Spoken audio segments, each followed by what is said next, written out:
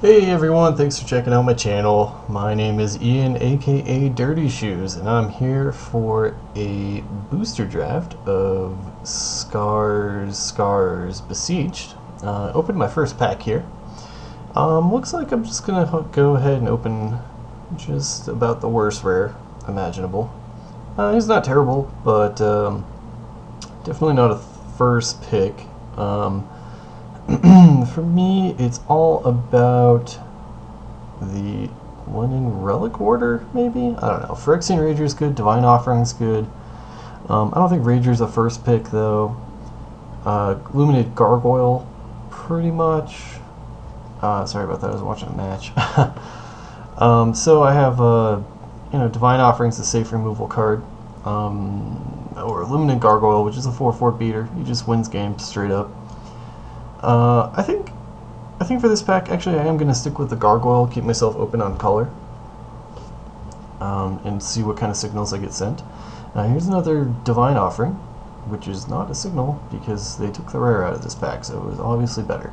Corrupted Conscience is impossible to pass and is just such a bomb, so I'm going to go ahead and rip that.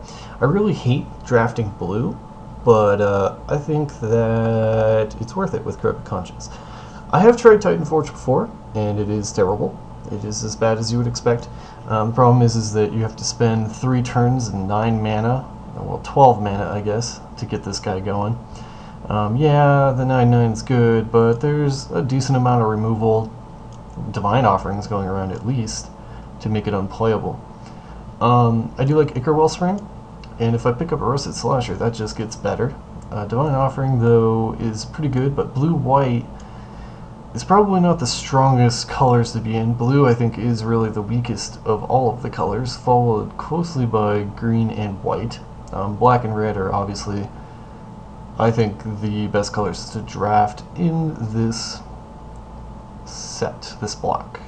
So, Verdant Claw's pretty good. +1 in first strike, pretty solid, can't go wrong there. Colorless card. So again, not cementing me into a color. So I am going to just stick with the Verdant Claw. Rotwolf is another good card, but again, I'm trying to stay out of green and out of white. But we'll see, I guess. If those Divine Offerings come back around again, I'm not going to pass up on them a second time. Here we have a Knowledge Pool. Easy pick. I'm sorry for the background noise here. That I do not actually live in a refrigerator, despite what it sounds like. I live in a house. Or an apartment, I guess. And yeah, that's just my air conditioning going off and on. Hopefully, if these drafts start getting some viewers and subscribers, I'm sure I'll upgrade my mic and get myself something nice. I have Virulent Wound selected here. I prefer it over pretty much any card. Spin Engine is like one of my favorites, though. He can be really hard to play, especially because you have to keep tapping mana, so you don't get to play spells and stuff. So I think I am going to just stick with Virulent Wound here. I like killing mirrors and I like getting poison. And who knows, with the Corrupted Conscience, maybe I can go some sort of blue-black infection. Here goes a Rusted Slasher, and I'm a big fan of this card. There's just so many things that he can do. The rest of this pack is pretty underwhelming. Steel Sabotage is actually pretty good, and that I'm blue makes me consider it, although I think Steel Sabotage has a good chance of making it, and Rusted Slasher could be picked up by anybody. So let's see how deep this pack is. 1, 2, 3, 4, maybe 5 picks, so probably crap getting back to me. So, dude or not dude? Right now I have 3 non-dudes and 1 dude, so I am going to go for the dude here. Pretty easy way. Mirrorworks, wow. This set is just bomb or nothing, really, when it comes to the rares and mythics. Let's see. So I'm black and blue. Kind of probably want to stick there. Green-white signal being sent, kind of. Razorfield Rhino is not the best, but who knows? Maybe win some games on the back of the Rhino. Tinglehulk's decent. It regenerates. It's a 50-50 shot whether it's going to be relevant or not, obviously, because of Infect. I Actually, Brass Squire is decent as well, but I think I'm going to just take the big dude here and just try and solidify my bombs and then be able to pick up cute stuff later. Okay, what do I got here? A big pack of nothing. I did pick up a Rusted Slasher, so Mirror is not the worst. Crush is friggin' sweet. I love that card.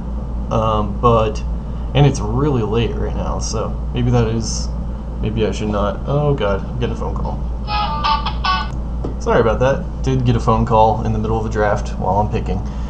So I picked up a Mirror, as I said I would, and here I have a Distant Memories selected. Is this card terrible? Absolutely. If you don't know how to play it, I think that there's been a lot of times where I've played this card and people just don't know what the hell. So drawing through cards or getting a card of your choice, I like it. I like it. I don't know if it'll make the cut for the deck, but we'll see. Here I got a couple of black cards. Septic Rats is a pretty strong signal that I should be maybe trying to get a couple infected creatures. He's extremely awesome. Again, another Mirror coming around. I don't know. I just don't know. I could splash red, go Crush, or maybe drop blue or black and run red.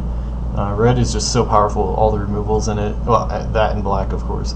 So I think I'm gonna take the Mirror here, just to get more guys and and hope that something good comes around. Nothing I really like in this pack.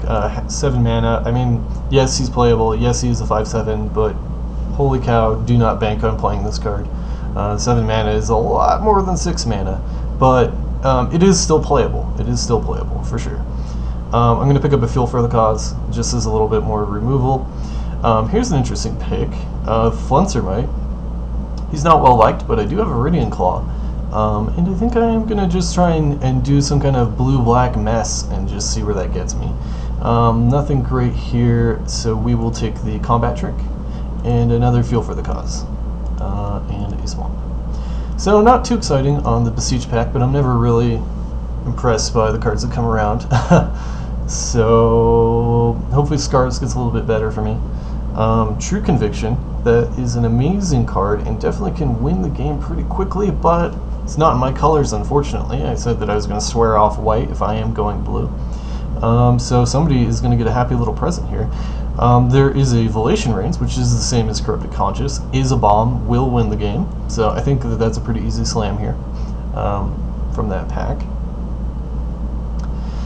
Kind of shaping up here. Only 7 creatures though. I'd like to pick up a little more black infecty guys or something. I don't know. Maybe a couple of colored mirrors that tap for mana. Fuel for the Cause. I don't know. I'm not a huge fan of this card. The Proliferate, I guess, can help me if I am infecting. Skinrender is a pretty easy bomb here. There's a Grasp in this pack, but I'd rather have a body than the 1 extra point of damage, or the 1 extra -1/-1 counter, I guess. Untamed going around here. Zuri Renegade Leader, I've tried him multiple times in a draft, and he just never pans out like you would like him to. I've even gone so far as to pick up like 5 elves and him, but I just do not do well. So Skinrender, yep, pretty good card, pretty amazing. So anyways, if you notice, or if, as you'll see, I do Swiss rounds. I do not do single elimination, and the reason for that is that I prefer to be able to play as many games as I can for the money that I've invested, rather than just getting knocked out. Yeah, you don't get as much prize, and you have to end up paying money every time you want to draft, but really it's not that much. It's a couple bucks if you are winning, I guess. So I think it's worth it for the experience to just go all the way in. And I'm not trying to win anything online. I'm not trying to be a pro player online or anything. So here's another pack coming around. There's a Thrumming Bird, which could be some interesting shenanigans if I could get that going. I do actually like that. The other 2 cards here are Stoker Bottle and Nurok Invisimancer. Crumpstein's okay, but as my deck's shaping up right now, probably not going to have Metalcraft despite having Razorfield right now. Well, I mean, by the time he hits the field, it probably will, but I don't know. I think the possibility of infecting out my opponent is not very good, seeing as how I only have really 4 infect cards. But he's basically unblockable unless they have a flying or one of the wing puncture or something like that. But really, are you going to wing punch or Thrumming Bird? How threatening could it possibly be? Stoic Rebuttal is a close, probably second pick. I'm debating whether I should pick. No, I wouldn't pick that. But I would consider the Nurok Invisimancer there. Kind of a tough pick, really. Moriok Replica is pretty cool. Throne of Geth, I'm not too thrilled with. I'm really just not too thrilled with sacrificing my own artifacts. You know, I guess I do have Mirror Sires to throw into Throne of Geth, but I'd rather somebody else pick that up and end up accidentally sacrificing an artifact that they need later in the game.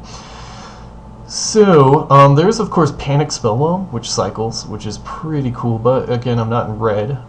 Making a creature not be able to block for a turn definitely can help a lot. Vector Asp is pretty good, but he has the same problem that the Spin Engine has, which is that you have to dump mana into him in the early turns, because that's the only time that he's very effective, because he's only a 1/1. I'm going to slam Moriok Replica here. Necrotic Ooze. Wow. That's very interesting. Disperse being the next pick here, I think. And Necrogen Sensor actually is a pretty good card if I do kind of end up going this infect, non-infect. Which is, you know, not preferable, but I've had it work out pretty good. Well, I guess the time that I did it, I slammed a Skittles the Blight Dragon, but, you know, can't win them all, I guess. So I'm going to stick with the dude here. 10 creatures, still kind of light, and Necrotic Ooze definitely has some things he can do. He can get a Slasher going here, and Moriok Replica, and, well, I guess that's about it for right now. Again, sorry, watching a match. Fume Spitter's pretty decent. Blackcleave Goblin is too much mana, in my humble opinion. There's an on-color mirror here. That did not mean to rhyme that. Oh man, Lenmir versus Fume Spitter. Well, Lenmir on turn 2 gets us to turn 4. Necrotic Ooze, Rusted Slasher, Skin Renderer. I think for safety, I'm just gonna pick the Fume Spitter, just for a little bit more removal. Oh man, I wish I was red. I definitely love Furnace Celebration and will draft hard to make that a deck. But I think I'm between Corrupted Conscious, Volation Reigns, and my couple top end guys here. I think that I have a pretty good shot. Looming Griddrake is not fantastic if you're not planning on going Metalcraft, but he's a 2/2 flyer, so he's something I might consider here. Glinthawk, he's a great card to hate on, especially with Necrogen Sensor going around right now. And Scrapdiver Serpent. He is 7 mana, and like I said, 7 mana is a lot of mana. This guy, by the time he hits the board, I feel usually he's not that great. Have I selected a card? I haven't. I'm going to pick the Drake up here. Corrupted Harvester is just completely underwhelming. Here's a gift, a Plague Stinger. That's a pretty easy slam for me, especially if I'm going for the secondary kind of infecty win. Nothing too fantastic here. There is a Horizon Spellbomb, and even if you're not running green, it's a decent card, allow you to fix. I do have a lot of double... Oh, okay. This thing is going to keep popping up. Hang on a second, guys. I wish that I could get out of that game, but apparently I already am. Anyway, Panic Spellbomb, again, not bad. Horizon Spellbomb, pretty good. You know, I think here I'm going to pick the Horizon over the Bonds of Quicksilver, because I'm just going to get one in the next pack, so I don't have to worry about a thing.